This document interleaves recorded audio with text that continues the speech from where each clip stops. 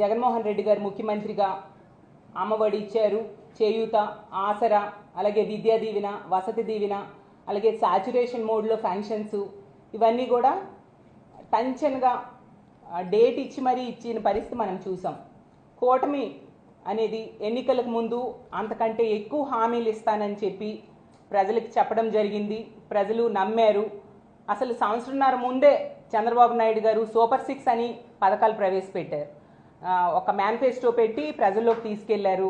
మళ్ళీ ఒకవేళ మహిళలు నమ్మరేమో అని చెప్పేసి బాబు షూరిటీ భవిష్యత్ గ్యారంటీ అనేసి ఇంటింటికి వెళ్ళి మహిళలకి బాండ్ పేపర్స్ కూడా ఇచ్చి వాళ్ళకి నమ్మించారు. మహిళలు నిజంగా జగనన్న 99% హామీలు అమలు చేసినా కూడా ఇంకొంచెం ఎక్కువ ఇస్తున్నారు, ఈ కూటమి ఇస్తాము అని చెప్పారు కాబట్టి వాళ్ళకి నమ్మి ఓట్లు వేయడం జరిగింది. చూస్తే గవర్నమెంట్ అధికారంలోకి వచ్చింది కూటమి ప్రభుత్వం. చంద్రబాబు నాయుడు గారు ముఖ్యమంత్రిగా, పవన్ కళ్యాణ్ గారు ఉప ముఖ్యమంత్రిగా ప్రమాణ స్వీకారాలు అయ్యాయి, మంత్రులు ప్రమాణ స్వీకారం అయ్యింది. దగ్గర నెల కావస్తూ ఉంది. ఈ పరిస్థితిలో ఈ మహిళల కోసం ఇచ్చిన హామీలు అమలుకు ఎంతవరకు శ్రీకారం చుట్టలేదు. ఎందుకంటే ఈ రాష్ట్రంలో ఉన్న మహిళలందరూ ఆందోళన చెందుతున్నారు. ఏది ప్రతి మహిళకి నెలకి 1500 ఇస్తామన్నారు, ఎప్పుడు ఇస్తారు? అలాగే చదువుకునే పిల్లలకి ప్రతి బిడ్డకి కూడా, స్కూల్కి వెళ్ళిన ప్రతి బిడ్డకి కూడా 15,000 ఇస్తానన్నారు, ఎప్పటి నుంచి ఇస్తారు? అలాగే ఉచిత బస్సు ప్రయాణం ఎప్పటి నుంచి ఇస్తారు? అలాగే 3 సిలిండర్లు ఎప్పటి నుంచి ఇస్తారు అనేసి మహిళలు ఆందోళన చెందుతూ ఉన్నారు. మేము అడిగితే ఏంటి నెల అయిందే కదా, ఎందుకు తొందర అంటూ ఉన్నారు. కానీ వీళ్ళు హామీ ఇచ్చినప్పుడు ఏం చెప్పారు? జూలై 1కే అన్నీ కూడా అమల్లోకి వచ్చేస్తాయి, మొదటి నెల నుంచి అమలు చేసేస్తామని చెప్పారు. ఇదే కూటమి ప్రభుత్వం 2014లో అమల్లోకి వచ్చినప్పుడు ఏం చెప్పింది? చాలా హామీలు ఇచ్చారు, ఏ ఒక్కటి కూడా నెరవేర్చలేదు. మహిళలకు తీసుకుంటే డ్వాక్రా రుణమాఫీ చేస్తానని చేయలేదు. అలాగే తీసుకుంటే 0 వడ్డీ 2016 నుంచి ఆపేయడం జరిగింది. దానివల్ల మహిళలందరూ కూడా డ్వాక్రా సంఘాలు ఎన్పిఏలుగా మారిపోయిన పరిస్థితి ఆ రోజుల్లో చూసాం. ఆడబిడ్డ పుడితే 25,000 రూపాయలు ఇస్తానని చెప్పి ఇవ్వని పరిస్థితి. అలాగే సొంత ఇంటి కళ ఆడపిల్లలకి, ఆడవాళ్ళకి నెరవేరుస్తానని ఆ రోజు చంద్రబాబు నాయుడు గారు చెప్పి నెరవేర్చలేదు, మనం చూసాం. అలాగే రైతులకి రైతు రుణమాఫీ చేస్తానని నెరవేర్చలేదు. అప్పుడు ఇలాగా హామీలు అమలు చేయకుండా మోసం చేశారు. ఇప్పుడు చూస్తే నెల కావస్తుంది. ఒకవేళ అమలు చేద్దాం అనుకుంటే దానికి ఏం చేయాలి గవర్నమెంట్? దానికి సన్నాహక సమావేశాలు పెట్టాలి, మార్గదర్శకాలు రూపొందించాలి, ఈ డేట్స్లో ఈ పథకం రిలీజ్ చేస్తామని చెప్పాలి. అవేమీ చేయట్లేదు.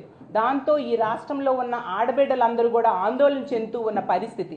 మేము ఒక ప్రతిపక్ష పార్టీగా మీ దృష్టిలో పెట్టాల్సిన బాధ్యత మా మీద ఉంది. మీరిచ్చిన హామీలు గుర్తు చేయాల్సిన బాధ్యత మా మీద ఉంది కాబట్టి ఈ ప్రెస్ మీట్ పెట్టడం జరిగింది.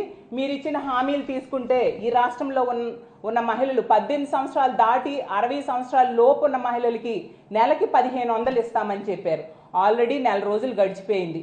ఇప్పుడు మన రాష్ట్రంలో తీసుకుంటే ఈ పథకానికి అర్హత ఉన్న మహిళలు 1,72,00,000 మంది వరకు ఉన్నారు.